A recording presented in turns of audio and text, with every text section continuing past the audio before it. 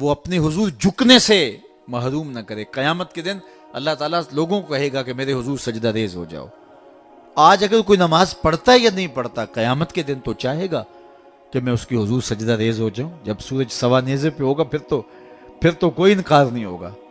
بے نمازی سجدہ کرنا چاہیں گے بھی کمر اکڑ جائے گی، نہیں کر پائیں گے. اللہ فرماتا ہے قرآن مجید کے اندر کچھ لوگ جہنم کو دھکیلے جا رہے ہوں گے. ان کے ملنے والے کوئی راستے میں ملیں گے، ان کو کہیں گے ما سالککم فی سقر، تم جہنم میں کیوں جا رہے ہو؟ تو وہ کیا کہیں گے؟ لم نکو من المصلین، ہم نماز نہیں پڑھا کرتے تھے. ایک بار نہیں، دو بار نہیں، قرآن و حدیث میں 750 مرتبہ نماز کا حکم آیا.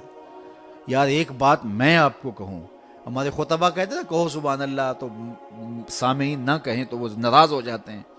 کوئی مذاق کر دیں گے پھر سخت غصے میں آ جائیں گے. کئی تو ناراض ہو کے تقریر چھوڑ دیتے ہیں کہ میں تمہارے پاس آیا ہوں، تم زور سے سبحان اللہ بھی نہیں کہتے. تو 3 مرتبہ، 2 مرتبہ، 4 مرتبہ ایک مکرر ایک بات کہے اور آپ نہ مانیں یا میں نہ مانوں تو وہ ناراض ہو جاتا ہے. اور میرا رب ایک بار نہیں 750 مرتبہ کہہ رہا ہے.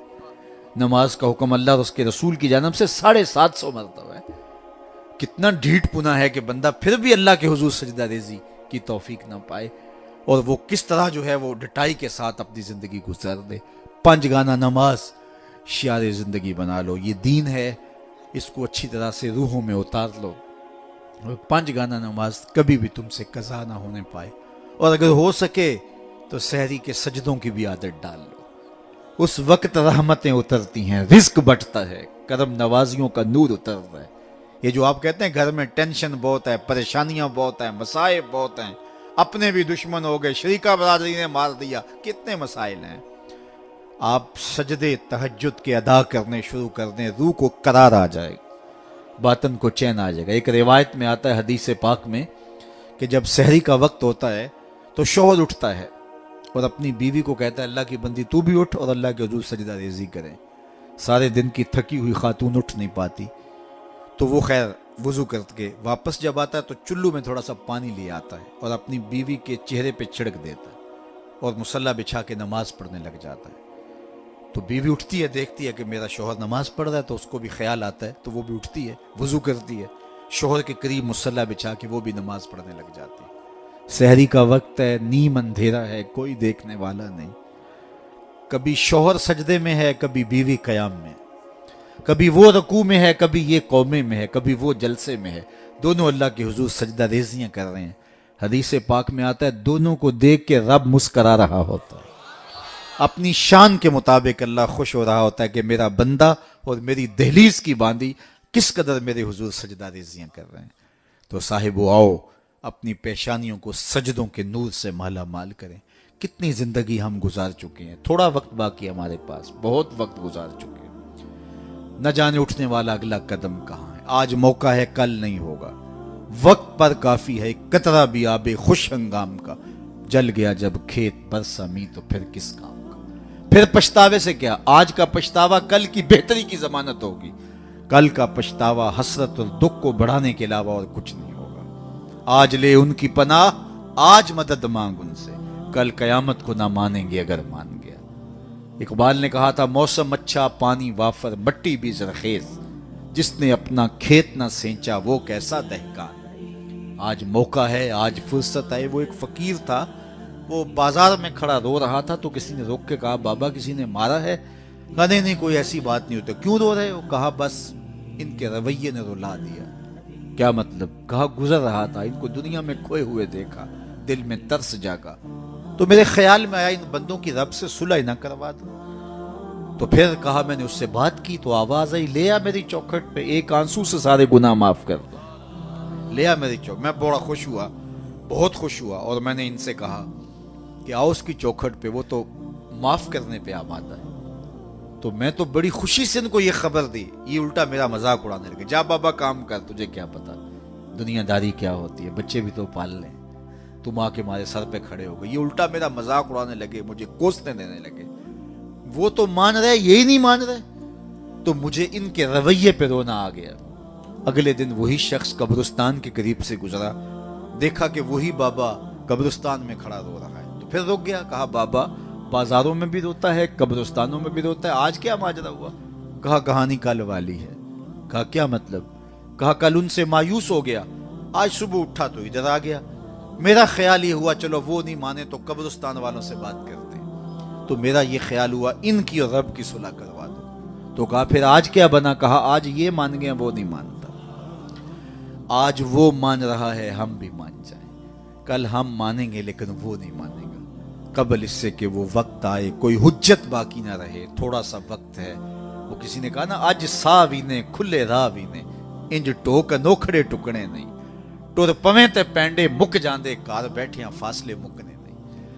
آج میرے پاس بھی وقت ہے، آپ کے پاس بھی وقت ہے. اپنی مختصر زندگی کو اللہ اور اس کے رسول کے نام لگا دیں. یہی میسج ہے. یہ میلاد کا میسج بھی ہے، یہ معراج کا میسج بھی ہے، یہ 10 محرم کا میسج بھی ہے، یہ کربلا کا میسج بھی ہے، یہ 11ویں کا میسج بھی ہے، یہ 12ویں کا میسج بھی ہے کہ اللہ اور اس کے رسول سے جڑ جاؤ. اور اگر یہ نہیں ہے تو پھر کیا فائدہ ہمارا بیٹھنے کا، اور کیا فائدہ ہمارے اجتماع اور جلسے منعقد کر. پھر ہماری ذات کے چسکے ہوں گے، ہمارے کانوں کی لذت رہ جائے گی. میں آؤں گا تو آپ کھڑے ہو جائیں گے، نعرے لگائیں گے، میرا نفس پلتا رہے گا. کیا بات ہے، میں تو بہت بڑا ہوں. اللہ کے رسول کی نعت رک جائے گی، میری تعظیم کے لیے لوگ کھڑے ہو جائیں گے. اس سے مجھے بھی نشہ ملے گا اور لوگوں کو بھی لذت ملے گی. صاحب نہیں، ہم سب غلام ہیں، نوکر ہیں. رضا ثاقب بہت بڑا ہوگا، رسول اللہ کی نعت سے بڑا نہیں ہے. حضور نے ارشاد فرمایا جو شخص یہ چاہے کہ لوگ میرا کھڑے ہو کے استقبال کریں وہ اپنا ٹھکانہ جہنم میں تلاش کر لے. یہ چھوٹی وعید ہے، یہ رونگٹے کھڑے کر دیتی ہے. بلکہ نفس کی چالیں تو اتنی باریک ہیں کہ حضرت بایزید بستامی بولے کہ میں نے ایک دن اپنے نفس سے کہا کہ میں تجھے غذا بھی نہیں دیتا تو پھر بھی اتنا موٹا تازہ کیوں ہے؟ تو کہتے میرے نفس نے مجھے جواب دیا کہ بایزید جب تو گلیوں بازاروں سے گزرتا ہے نا تو لوگ انگلی کے اشارے کر کر کے کہتے ہیں یہ بایزید جا رہا ہے، یہ بایزید جا رہا ہے. میری غذا مجھے اس سے مل جاتی. اس کی تو چالیں بڑی باریک ہیں.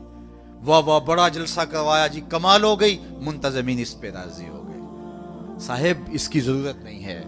ضرورت یہ ہے کہ کیا میرے عمل میں تبدیلی آئی، میری زندگی میں کوئی تبدیلی آئی، میری پیشانی کو سجدہ نصیب ہوا یا نہیں ہوا، میں اپنے پچھلے گناہوں پہ نادم ہوا ہوں یا نہیں ہوا، مجھے شرمندگی ہوئی ہے یا نہیں ہوئی، میں نے قبر کے لیے کوئی روشنی تلاش کی ہے کہ نہیں کی. قبر کے چراغاں کا بھی تو اہتمام کرنا ہے، وہاں کی بھی تو روشنی اکٹھی کرنی ہے. وہاں بھی تو سخت اندھیرا ہے، وہاں تو وحشت ہے.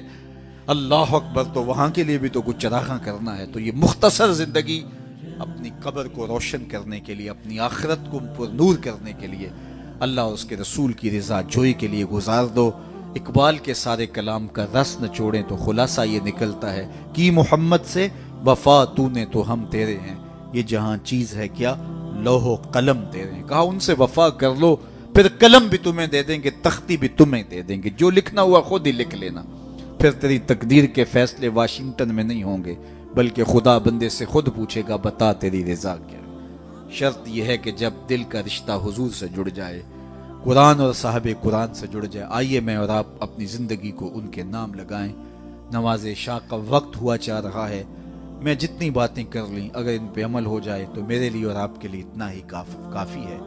اللہ ہمارے مولانا طاہر صاحب کو درجوں کی بلندیاں عطا کرے، ان کے کام کو قبول کرے، ان کے رفقا، اراکین انجمن اور آپ جتنے لوگ تشریف لائے آپ سب کو اس محفل کی برکتیں عطا دیں. اپنی نسلوں کو بچاؤ، اپنے بچوں کو درود و سلام کی لوریاں دو اور ان کو حضور علیہ الصلوۃ والسلام کی محبت سکھاؤ اور کبھی سجدے سے انہیں دور نہ رہنے دینا. ان کی پیشانیوں کو بچپن سے ہی سجدے سے آشنا کرو. بیٹیوں کو پردے کی تلقین کرو، بچپن میں ہی تلقین کرو اور ان کو قرآن مجید پڑھنے کی تلقین کرو.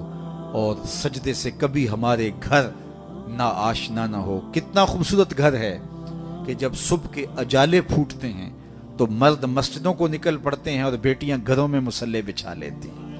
اور کتنا بد نصیب ہے وہ گھرانہ کہ درختوں پر چڑیاں بھی رب کی تسبیح بول رہی ہوتی ہیں، حشرات سے پرندے نکل کر کے بھی اللہ کی تقدیس کے ترانے پڑھ رہے ہوتے ہیں اور اس گھر سے نیند کے خراٹوں کی آواز آ رہی ہوتی.